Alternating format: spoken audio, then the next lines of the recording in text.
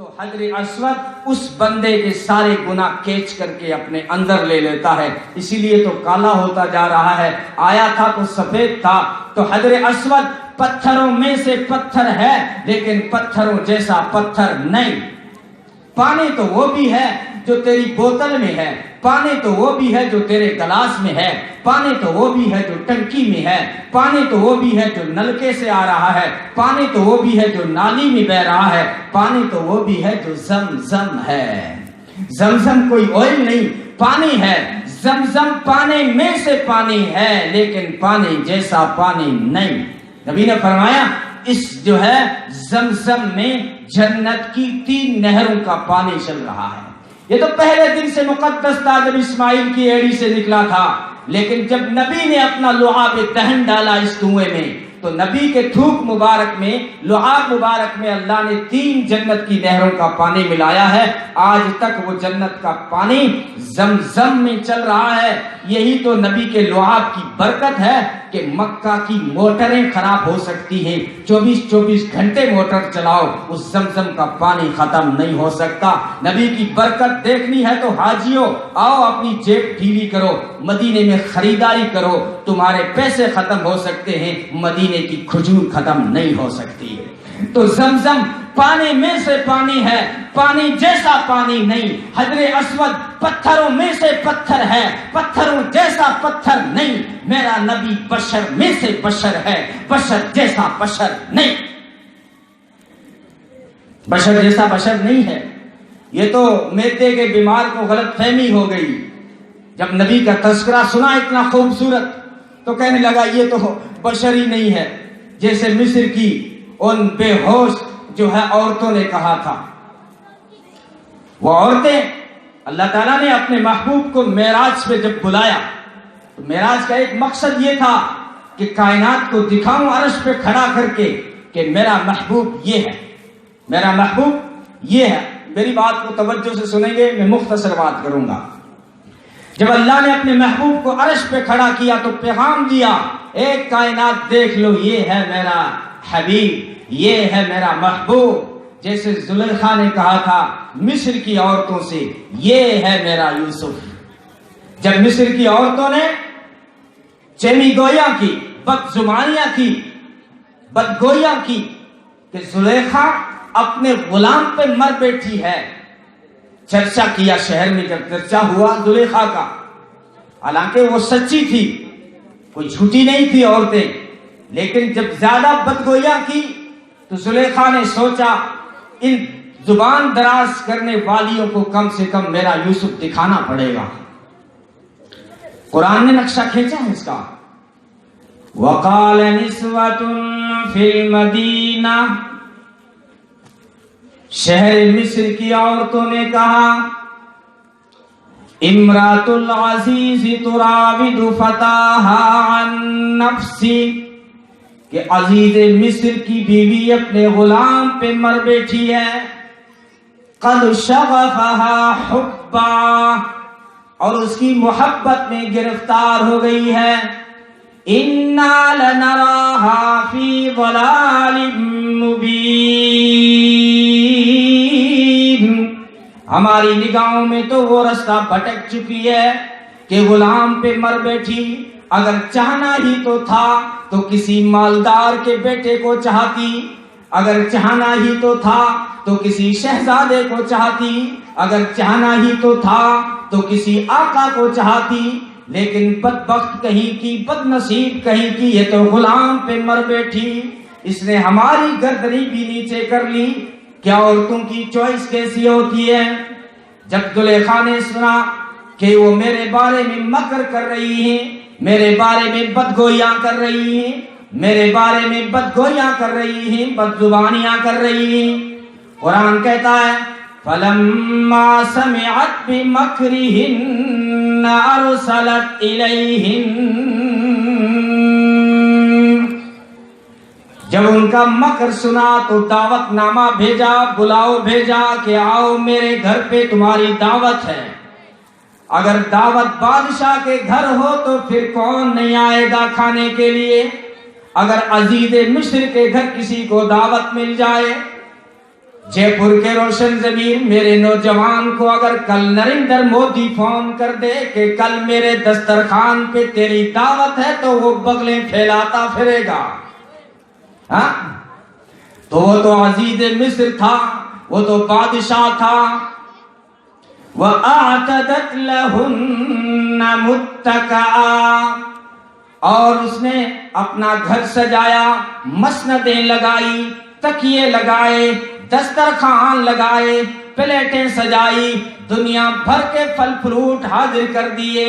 وَآتَتْ كُلَّ وَاحِدَةٍ مِّنْهُنَّ سِكِّينًا، اور ہر تھالی میں اس نے چاقو اور چھری بھی رکھ لیا تاکہ کاٹو اور کھاؤ.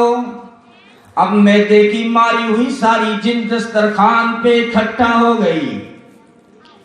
اب جب ساری پھل کاٹ کے کھا رہی تھی اس وقت زلیخا نے کہا وَقَالَتِ اخْرُجْ عَلَيْهِنَّ، میرے محبوبم، میرے یوسف اب نکلیے، اب گزریے تاکہ ان کو پتا چلے کہ میرا محبوب کون ہے، میرا یوسف کون ہے. جب یوسف علیہ السلام کا گزر ہوا، حالانکہ وہ پھل کھا رہی تھی، وہ تو دسترخوان پہ ٹوٹ پڑی تھی، لیکن جب سامنے سے یوسف علیہ السلام کا گزر ہوا، قرآن کہتا ہے فَلَمَّا رَأَيْنَهُ أَكْبَرْنَهُ وَقَطَّعْنَ أَيْدِيَهُنَّ،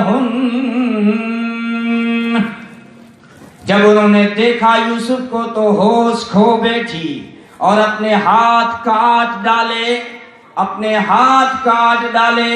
امی عائشہ صدیقہ رضی اللہ تعالی عنہا فرمایا کرتی تھی وہ تو زلیخا کا یوسف تھا جس کو دیکھنے والوں نے ہاتھ کاٹ دیے. اگر وہی مشرقی دوشیزگیاں میرے یوسف کو دیکھ لیتی، میرے آقا کو دیکھ لیتی، محمد عربی کو دیکھ لیتی تو سینے چیر کے بیٹھ جاتی. وَقَطَّعْنَ أَيْدِيَهُنَّ، مصر کی عورتوں نے اپنے ہاتھ کاٹ ڈالے. وَقُلْنَ حَاشَ لِلَّهِ مَا هَذَا بَشَرًا، اور قسمیں کھا کھا کر کہنے لگی مَا هَذَا بَشَرًا، یہ بشر نہیں ہو سکتا، إِنْ هَذَا إِلَّا مَلَكٌ كَرِيمٌ، یہ تو کوئی نوری معلوم ہوتا ہے، یہ تو کوئی فرشتہ معلوم ہوتا ہے. جے پور کے روشن ضمیروں، اس دور کی دسترخوان کی جنس نے جب نبی کا حسن دیکھا تو کہا کہ بشر نہیں، اور اس دور کی دسترخوان کی جنس نے، پوڑی حلوے پہ مرنے والی جنس نے جب نبی کا ذکر سنا تو کہا کہ نبی بشر نہیں. حقیقت یہ ہے کہ تو بشر نہیں. تجھے کیا پتا بشریت کا مقام کیا ہے. نوریوں کا سردار معراج کے سفر میں جب اللہ نے بھیجا، بلایا اپنے محبوب کو معراج قربانیوں کا بدلہ ہے. جب شیب ابی طالب میں حالات آئے، جب طائف میں لہو لہان ہوئے، جب سہارا دینے والی خدیجہ اٹھ گئی، جب سہارا دینے والا ابو طالب نہ رہا، تو پھر اللہ نے ان قربانیوں کا اور ان غموں کو ہلکا کرنے کے لیے، جیسے اگر کسی کا دوست غم زدہ ہو تو دوسرا دوست کہتا ہے چل یار میں تجھے گھما کے آؤں، چل میں تجھے جو ہے تھوڑا گھما کے آؤں، سیر کرا کے آؤں تاکہ تیرا غم ہلکا ہو. تو اللہ نے جبریل کو بھیجا، جاؤ میرے محبوب کو بلا کے آؤ. آج خود خدا اشتیاق رکھتا ہے، اپنے محبوب کی ملاقات کا شوق رکھتا ہے، جاؤ میرے محبوب کو بلا کے آؤ. جبریل آیا اور چھت پھاڑ کے آیا.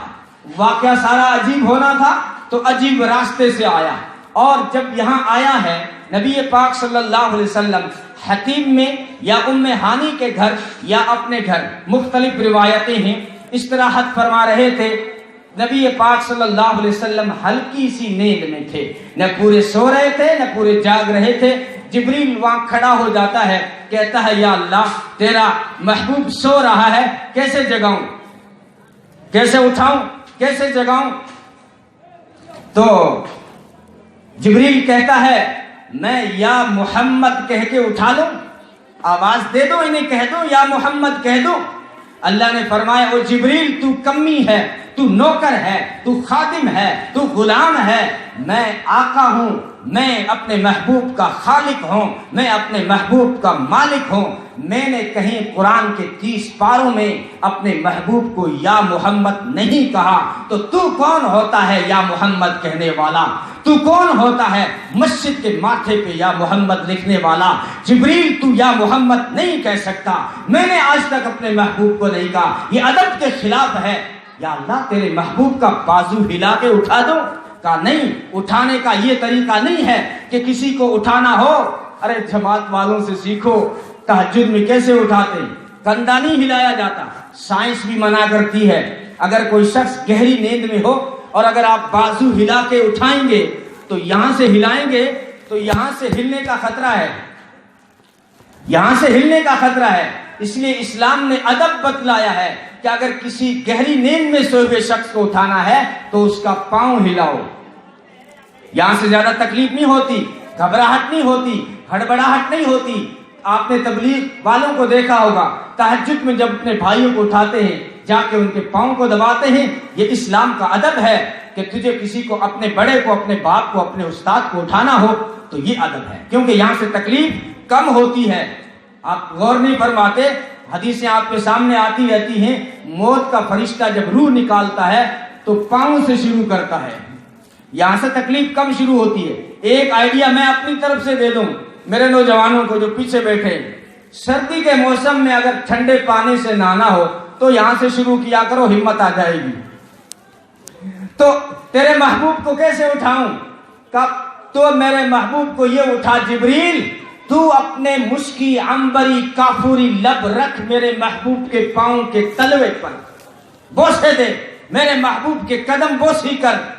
تو جبریل نے اپنے ہونٹ رکھے نبی کے پاؤں کے تلووں میں، نبی کی آنکھ کھل گئی، نبی اٹھ کے بیٹھ گئے، لیکن جبریل نہیں اٹھا۔ تو کہا جبریل کھڑے ہو جائیے، مقصد پورا ہو گیا، مقصد جگانا تھا، مقصد اٹھانا تھا۔ نبی اٹھ گئے، لیکن جبریل تو کیوں نہیں اٹھ رہا ہے؟ کہنے لگا نہیں، مجھے لگا رہنے دو، کیونکہ نہ جنت میں، نہ جنت کے گلوں میں، نہ جنت کے پھلوں میں، نہ جنت کی کلیوں میں، نہ جنت کی گلیوں میں وہ مزہ دیکھا، مزہ جو محمد کے پاؤں کی تلیوں میں دیکھا صلی اللہ علیہ وسلم۔ تو جب یہاں اٹھایا گیا، براق حاضر ہے، نبی پاک صلی اللہ علیہ وسلم براق پہ حاضر ہوئے، براق ہلنے لگا۔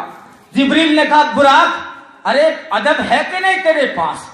تجھ پہ ساری کائنات کا سردار سوار ہے، تجھ پہ سارے نبیوں کا سردار سوار ہے، اور تو یوں ہلتا ہے۔ کہتا ہے مجھے آج خوشی میں، وجد میں مجھے ہلنے دو، میں تو جنت میں کمزور سا جانور تھا، کمزور، میرے سے زیادہ موٹے بھی براق تھے، مجھ سے زیادہ حسین براق بھی تھے، لیکن میں جنت کے کونے میں روتا تھا، اے اللہ جب تو اپنے محبوب کے عرشوں پہ بلائے گا تو مجھ پہ سوار کر کے بلانا۔